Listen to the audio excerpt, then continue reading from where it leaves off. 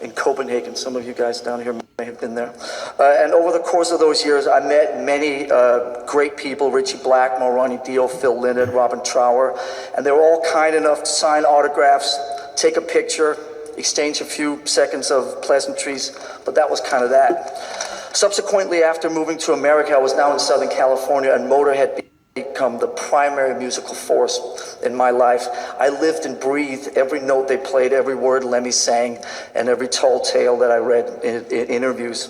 When they came to the US for the first time in '81, supporting you, Ozzy, I was obviously more than thrilled and was going to follow them all over California for the whole week. There I was, literally following Motorhead around. I mean, driving behind their tour bus up and down Interstate 5, the biggest fanboy on the planet. But this was different.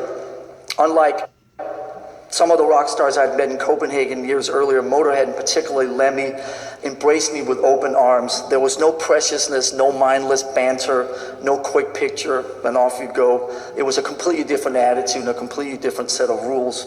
At the first show, I was immediately invited into their inner sanctum, the dressing room, the back lounge of the tour bus, and over the course of the following week, I was in the hotels, the bars, the truck stops. There were no limits whatsoever. I was always welcome in and felt like these guys actually cared about me. Lemmy was so fucking hospitable, like the ultimate party host and caregiver who took me under his wing and made me feel like I belonged to something that was much greater than myself. A month later, I was roughing it through England towards my destination of the heavy metal Holocaust in Port Vale, a stadium gig that Motorhead were headlining.